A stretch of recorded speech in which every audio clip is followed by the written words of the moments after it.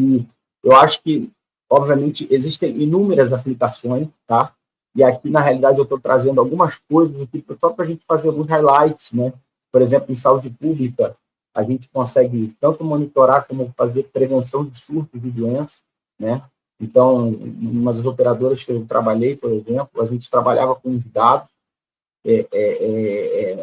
retrospectivos e a gente sabia, de uma certa forma, quando ia acontecer aquele surto, vamos dizer assim, e a gente conseguia adotar medidas estratégicas preventivas 2 a 3 meses antes, né? Porque a sazonalidade, a gente sabe, algumas doenças são classicamente sazonais, outras, de repente, aparecem, mas você consegue trabalhar de forma preventiva, assim, né? Então, a predição, ela está muito na moda, né? Então, tudo que é operadora, tudo que, que, que trabalha com saúde fala em prevenção e predição de evento, né? Porque isso está envolvendo melhor sobrevida, melhor qualidade de vida e otimização de custos. Então, na saúde pública, a gente tem modelagens preditivas, a gente precisa trabalhar com mineração de dados, né? Quem trabalha com dados, principalmente dentro do registro hospitalar, é muito interessante. Eu gastei muito tempo em algumas etapas em operadoras, quando eu trabalhava, tentando entender por que, por exemplo, o alergologista era o médico que mais atendia em determinadas circunstâncias. E aí eu simplesmente observei que ele era o primeiro da lista, né? Então, quem imputava aquilo ali simplesmente clicava, enfim, aparecia ele lá, né? Assim como o CID, né? A gente sabe que quando a gente trabalha com Código Internacional de Doenças, a gente sabe que existe um viés grande de input de informação, né? Então, isso é um grande desafio para a gente, porque a inteligência artificial tem um pouco isso. Você está usando um algoritmo, né? Se você coloca a farinha, você espera que saia pão, mas você tem que ter certeza que você está colocando a farinha lá do outro lado. Então, eu quero dizer, de forma analógica, como uma analogia, se você colocar um dado que ele está corrompido, ele não está trazendo, não está estruturado, não está da melhor forma que ele deveria estar, ele pode trazer um resultado também enviesado, né? Uma falácia e alguma coisa que vai trazer um prejuízo mais à frente. A telemedicina aqui já foi falada, né? Eu sou um grande fã, vivi altos momentos aí junto com o Léo, acompanhei a trajetória do Pedro no Einstein, né? E realmente, assim, eu sou um grande fã. Eu acho que a gente precisa seguir o step by step ali de como se comportar durante o atendimento, né? Saber o momento de você pivotar, que eu acho que é muito importante. Mas aqui eu destaco algumas coisas que o Pedro já começou, IoT, dispositivos wearable, né, que você tem ali associado. Quanta coisa, né, Pedro, que a gente já viu no hospital que você está ainda lá, de gadgets, de informação para auxiliar o médico na tomada de decisão. Eu acho que isso cada vez mais vai aumentar, né? Então, é uma coisa, enfim, que só cresce e a gente cada vez mais vai ter mais informação, né? O conceito de tratamento de Big Data, né, com o wearable, ainda, eu acho que talvez não tenham pouquíssima capacidade ainda do que eles podem nos apresentar, né? Hoje a gente tem algoritmos validados, por exemplo, para arritmia, fibrilação atrial, né? Alguns deles já têm essa, um dos primeiros da cardiologia a serem aprovados, né? Então a gente consegue saber que um paciente tem arritmia, né? E o Digit consegue registrar isso, né? E já a partir dali ele consegue falar, ó, vai fazer esse acompanhamento. Mas eu acho que a gente está só no início, né? Tem inúmeras outras exemplos de Digit, por exemplo, monitora a pressão intracraniana de forma indireta. Você não precisa usar a tomografia com radiação em todos os casos, deslocar o paciente. A gente, em simples medida externa, né, com sensor externo, você consegue ter uma acurácia muito parecida com o exame de imagem, que é feito da maioria das vezes de forma desnecessária. Outra coisa que vem crescendo muito, a gente está acompanhando aí de perto, principalmente quem faz assistência, é o que a gente chama de medicina personalizada ou medicina de precisão, né, com modelos supervisionados. A gente vem agora a genômica, né, a metabolômica, a genômica, ela veio para a prática, né? Hoje em dia a gente indica algumas imunoterapias, principalmente alguns tumores, eles têm alguns biomarcadores, né? Então isso está mudando muito, né? tem algumas estatísticas, enfim, que você gasta demais com quimioterápicos e eles não são alvo, né? Aquele tumor não vai ser um respondedor, então você já consegue predizer eventos daqueles pacientes, sabendo que ele não vai responder a terapia X, nem a terapia Y, então ele precisa da terapia alvo. Então, a gente sabe, né, que o corpo humano já é um big data com tanta informação, então a medicina personalizada de nutrição, ela está aí já na prática, acontecendo. Hoje praticamente, alguns cânceres, a gente praticamente, né, principalmente no contexto aqui de São Paulo, a gente praticamente não trata nenhum deles sem essa análise, né? E a indústria farmacêutica, né, a gente vai ver aqui alguns slides mais para frente, é talvez uma das que mais tem usado engenharia de dados, inteligência artificial para a questão de desenvolvimento de medicamentos, né? Com GANs, que são redes generativas adversárias, modelagem molecular, enfim, algumas técnicas para acelerar o processo, né? A gente vai passar um slide rapidamente sobre isso, mas a velocidade hoje é um ponto crucial, né? A gente tem que entender, na minha forma de enxergar, que mudou, né? O exemplo clássico que a gente trouxe, a própria telemedicina, né, que ela não era utilizada, era teleorientação, de repente aconteceu a pandemia e ela foi impulsionada a ser usada, e a gente viu realmente que aquilo ali era o caminho, né? Da mesma forma da vacina do Covid, com todas as complicações que tudo aconteceu, se você comparasse as outras vacinas, o tempo que ela levava, né? Então, aqui eu faço uma analogia aos trials, né? Os trials hoje, eles fase 1, fase 2, fase 3, não que eu estou sugerindo uma mudança, mas algo vai acontecer que as coisas vão mudar. E a gente vai ter que realmente se adaptar. A gente já passava por isso a própria regulamentação das operadoras, elas não estavam preparadas para os modelos atuais que usam médico de primary care, médico de família, né? Então, é muito interessante que assim que a gente começou na gestão, só para fazer um exemplo, a gente precisava que as crianças tivessem um número específico de consultas por pediatra. Tá, mas as crianças estavam tendo mais consultas do que elas precisavam com médicos generalistas, que são médicos de família. Só que isso não computava para a nota da operadora. Então, apesar dela ter mais consultas, o critério no início era apenas consulta com médicos pediatra. Então, ou seja, o que existia de regra não se aplicava para aquilo que a gente tinha. Então, é mais um exemplo.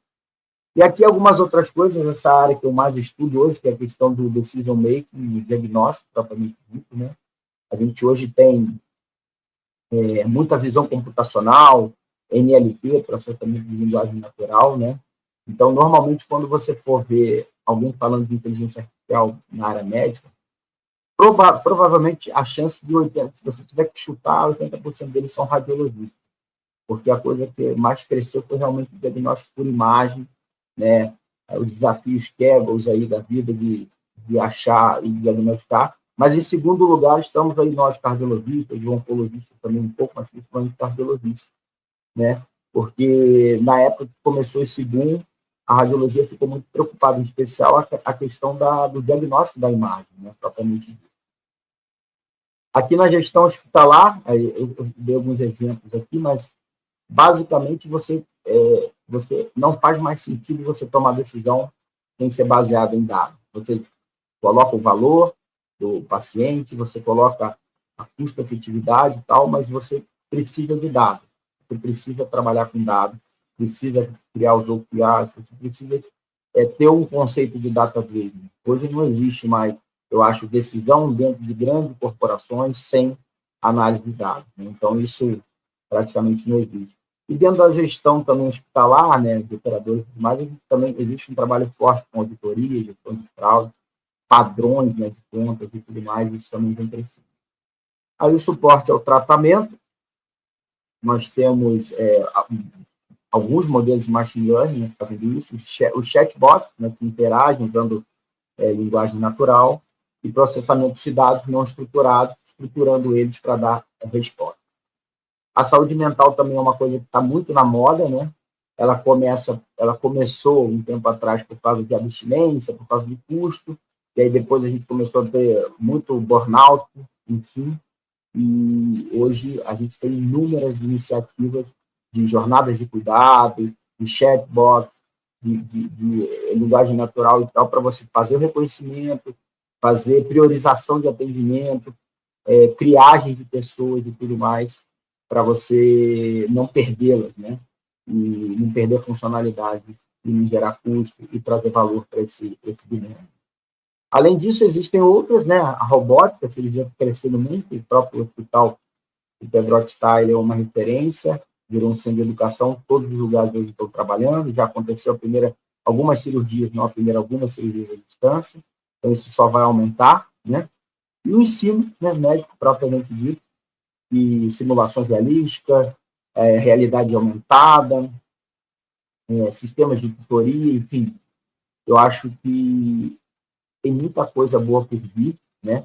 E eu acho que a grande dificuldade nossa aí é justamente saber como se posicionar diante de tamanha informação, né? Eu me lembro que quando a gente dava aula na cardiologia, a gente falava assim, a gente tem um congresso da Sociedade Europeia, que acontece no meio do ano, a gente tem um congresso da Sociedade Americana, os dois, American Heart e American College, um que acontece no final do ano, outro mais no início do ano. Então, a gente já tinha uma rotina de se atualizar, olhando os clinical trials, o late break clinical trials, a gente já tinha uma noção, acompanhando aquilo ali, os deadlines, vamos dizer que você estava com 95% atualizado, né? Então, existia um método muito simples. Hoje, se você for acompanhar tudo que aparece, é realmente impensável você achar que você vai conseguir no mesmo formato que o anterior. Então, aqui, uma pergunta, obviamente, e a realidade ou mito? Né? Óbvio que a gente já está na era da realidade, já tem muita gente usando, utilizando, e o que é interessante dentro do ecossistema de saúde como um todo é que qualquer parte da cadeia é potencial usuário. Então, eu exemplifiquei aqui no slide a ciência básica, as universidades, já tem alguns dispositivos que ajudam a captar pessoas para triagem para grandes trials, né? Enfim, a gente sabe que já participou de trials, sabe o quão difícil você pegar a elegibilidade dos pacientes, para você fazer o schedule dele dentro do trabalho. Enfim. Então, eu acho que todo o ecossistema, né, ele tem algum benefício, né? E aí, esse benefício, você tem que ter algumas dicas ali, a gente vai falar, mas, basicamente, é o lugar que você tem uma dor grande, você tem que usar, tem tarefas repetitivas, né? E que, eventualmente, existe algum esforço muito grande. Talvez ali seja um momento para você começar a cultura de uso da inteligência artificial dentro da sua micro ou macro realidade, né?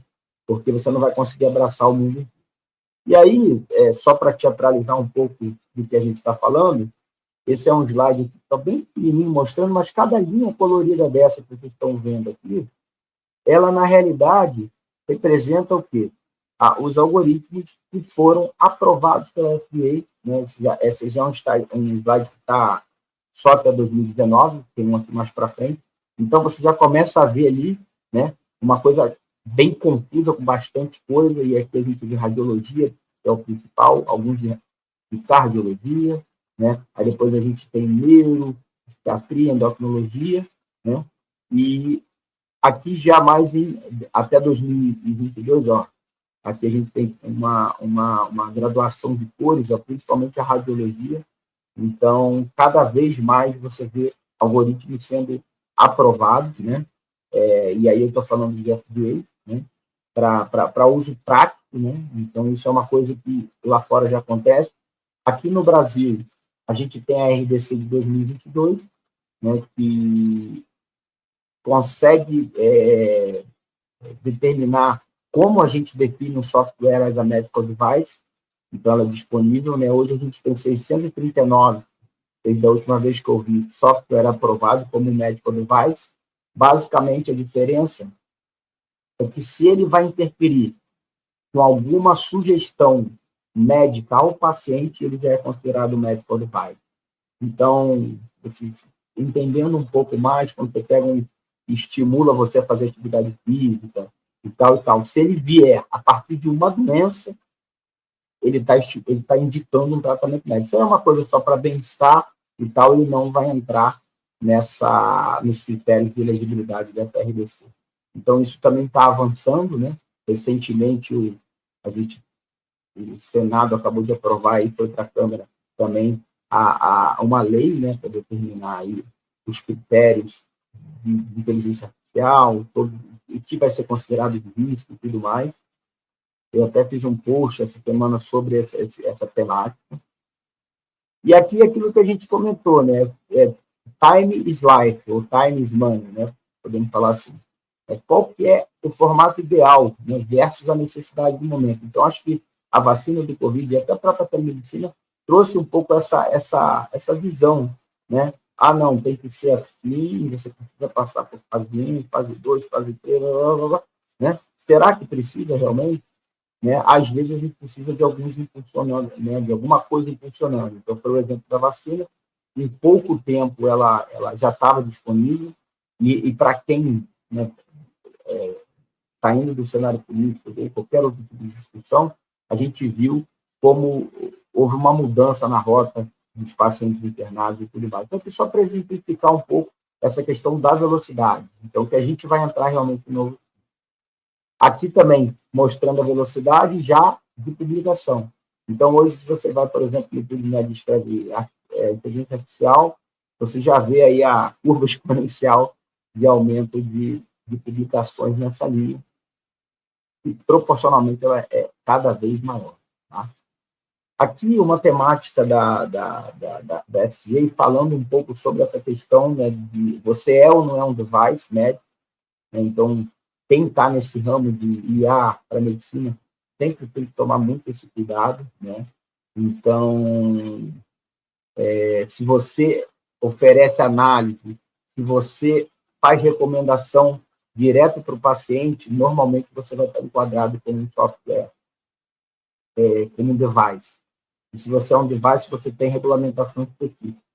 Agora, se você faz uma recomendação de médico para médico, ou você faz uma sugestão que o médico olha e ele que vai tomar a decisão, enfim, tem algumas pequenas nuances, né, que provavelmente a gente vai trazer algum conhecimento adquirido da FDA para cá, ainda não está, a gente pegar nesse projeto de lei inicial, que teve mais de 244 emendas, questões de incorporações, de tiradas, enfim, ele coloca qualquer uso da inteligência artificial médica como alto risco, o que não é verdade, né? Então, porque a gente tem processo, a gente tem ensino, a gente tem várias outras coisas que não vão estar influenciando diretamente na questão de um tratamento, enfim. Então, é bem interessante isso, né? E aqui o que vem acontecendo no mercado, né? O que vem acontecendo no mercado. Se você pegar aqui essa linha de healthcare system, né? Você vai vendo que os profissionais que trabalham com AI, né? Eles estão aqui, ó, dependendo da engenheiro de data science, machine learning engineer, engenheiros, arquitetos de dados, então eles estão cada vez mais aumentando. Então é um alerta para a gente, né? E realmente o movimento já aconteceu, né? Isso é um dado de 2023 da Stanford, e da mesma forma que aqui no Healthcare System, aqui, ó, você tem principalmente onde mais está sendo usado, né? Ó, na cadeia de supply, estratégia, onde está mais sendo usado no desenvolvimento de produto e serviço, ó, em torno de 26%. Então, se você for ver nas outras partes, ó, recursos humanos, manufatura, marketing, né? No Health System ainda é um uso ainda baixo, né? Então, isso vai aumentar, se você for comparar aqui com outras financial, outras indústrias, você vai ver que a gente ainda está pelo menos 50% abaixo. Então, é um mercado que está crescendo, ele já está acontecendo. Então, é importante a gente estar cada vez mais empoderado.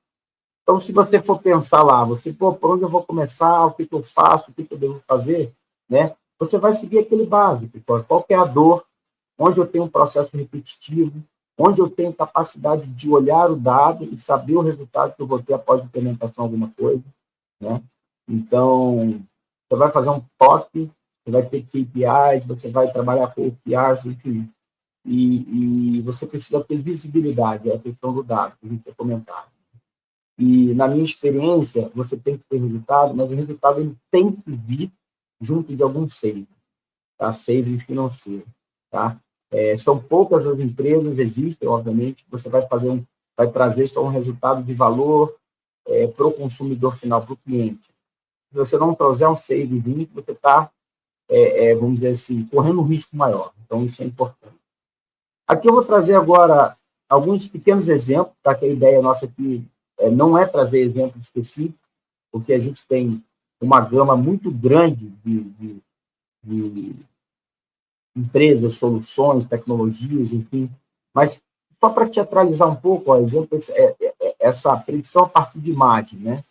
Então, o trabalho, por exemplo, de validação, uma coisa muito importante nos algoritmos de inteligência artificial, que você precisa ter um critério de validação. Assim como você tem um científico, você faz um desenho para chegar a algum resultado, você faz uma validação da mesma forma, com um número que seja bem significativo. E olha só que interessante aqui, um trabalho com mais de 20 mil pacientes para validar o diagnóstico de câncer de pâncreas por um algoritmo que usa NLP, né, linguagem natural, enfim, é incrível, né? A quantidade de acessibilidade acima de 90%, especificidade acima de 99%, comparado com o radiologista, ele ganha com algumas porcentagens de margem, né? Então, é isso que a gente está cada vez vendo e encontrando na prática, tá? Aqui um outro exemplo, isso ficou meio que na moda aqui, que foi o MADE-QI o exame, né, o teste, os exames médicos de residência, enfim, de avaliação médica, e o GPT foi capaz de passar nas provas e ele foi cada vez mais melhorando a performance dele, né? No caso aqui, GPT-4, né, tem prompt ideal para medicina, você ajusta um prompt perfeito, e ele chegou a mais de 90% de conhecimento, né? Então, aí você pensa assim, pô, se eu coloco uma prova de residência lá e a pessoa acerta 70, 80, é uma pessoa que está no primeiro decil de capacidade técnica, e aí você tem uma máquina, um algoritmo que consegue acertar muito mais do que isso, a gente tem que precisar, como é que a gente vai avaliar essas pessoas agora? Será que esse é o caminho? A gente avaliar como a gente sempre avaliou? Provavelmente não. Então, isso tudo vão gerar novos insights, novos brainstorms, para que a gente realmente extraia do médico que realmente ele pode entregar incorporando junto com a tecnologia. Aqui um outro exemplo, né, de tecnologia de espectrometria imunossaio, usando sensores infravermelhos para detecção de doenças neurodegenerativas, né? Então, você já consegue detectar e já saber que a pessoa tem uma chance maior de desenvolver a doença, né, que é um grande problema de saúde mundial, né? Aqui, você consegue, a partir da imagem, da ressonância, gerar uma imagem em 3D que facilita o estudo, você consegue delimitar de uma outra forma o que você já estava acostumado a ver numa imagem 2D, aí você bota ela em 3D, pinta cada região, tenta entender como foi, como aconteceu, como foi a deformidade. Então, isso tudo está acontecendo de forma muito rápida. Eu seria incapaz aqui de descobrir todos os exercícios, mas quando eu estou estudando alguma coisa específica, eu vou naquele tema, tento entender um pouco mais, tento saber qual é a dor e vejo o que posso trazer para resolver aquele meu problema. E aqui uma das ferramentas que eu trabalho hoje é a ferramenta de sugestão diagnóstica, né? São modelos de LLMs, né, que a gente fala, que ele estrutura um dado não estruturado, coloca no algoritmo com IA generativa, e aí tem um algoritmo geral, depois um algoritmo específico para cada especialidade, vamos dizer assim. Você pode ter um algoritmo para cada doença, né? Mas um algoritmo geral, um algoritmo para cada especialidade, e a partir daí ele pode fazer uma sugestão de hipótese com uma probabilidade maior lá, maior aqui, né? Enfim. E aí existem alguns pontos sensíveis, né? Se você bota algum caso clínico no GPT, por exemplo, ele te dá o diagnóstico. Ele não fala assim as 15 principais hipóteses diagnósticas dentro daquilo que foi exposto, né? Então, enfim, tem muita coisa acontecendo, evoluindo. Eu acho que o mercado é fértil. Nós, médicos, de certa forma, vamos precisar ajudar esse crescimento, porque o nosso conhecimento adquirido ele é muito importante nesse cenário, tá bom? E aí, o que acontece? Eu acho que conhecendo bem essa linha de cuidado, essa jornada, né? Jornada de vida do paciente dentro do cuidado, dentro de uma doença específica, ou sua própria jornada de vida. Existem vários pontos ali que são pontos que são repetitivos, que são pontos que a gente pode economizar tempo, né? Que a gente pode otimizar tratamento, enfim, desde coisas simples, como interações medicamentos, não é simples, mas aderência medicamentosa é uma coisa muito simples, até interações medicamentosas, né? Que é uma coisa extremamente complexa, né? A gente que faz cardiologia toda hora tem pacientes que tomam inúmeras medicações geriátricas, que são, vamos dizer assim, reis dessa questão. Então, eu acho que em toda a jornada de cuidado, a linha de vida do paciente, existem muitas oportunidades. Então, muitas das ideias vão vir da gente, porque elas são as ideias translacionais, elas vêm da prática para resolver problemas reais, né? Que tragam valor, mas que tragam saving também, né? A gente sabe que hoje pagar saúde é uma coisa muito complicada. E eu já vou chegando ao final aqui, né, deixando as minhas mensagens para casa. Primeiro, a inteligência artificial é muito mais do que só um código, né? Então, o pessoal que trabalha com codificação, né, que codifica propriamente, trabalha em Python e tal, eles já sabem que daqui a um tempo, se você pedir, o código vai aparecer. Então, ela é muito mais do que isso. Então, você precisa realmente ter esse conhecimento de área clínica, enfim, para você conseguir ver se os dados estão no caminho para aquela resposta, né? Já foi comentado aqui, né? Ela é uma jornada de conhecimento contínuo, até porque a quantidade e o volume de conhecimento é muito grande. Então, ela é impossível você esgotar esse conhecimento. Eu me lembro que quando eu estava na residência, alguém que decorava 5 ou 10 artigos já era considerado a referência daquela coisa. Hoje vai ser um pouco diferente. E prática, para mim, é tudo, né? Eu acho que não vale a pena você parar para conversar, não só em quem leu alguma coisa e está te expondo, né? A pessoa tem que fazer realmente, entender, para aquilo ali ter valor, né? Porque senão fica superficial. Hoje, a base de tudo é aprender a trabalhar com data, né? E cada vez mais data, né? Mais big data, mais informação. E aí você vai ter mais precisão, né? É importante você estar conectado, e o Doc deu a dica aí da sociedade e tudo mais, porque as informações são muito grandes. E a última coisa é que, assim, o ponto ético ainda está em fase de definição. Então, quando a gente vai conversar com alguém, as pessoas estão preocupadas em como é que é a segurança dos dados, da onde veio esse algoritmo, da onde é a base que você tem feito. Então, as coisas estão acontecendo, a parte jurídica vai acontecer junto também, a gente vai ter muitas surpresas, eu acho. Mas era isso, pessoal. Aí está meu contato.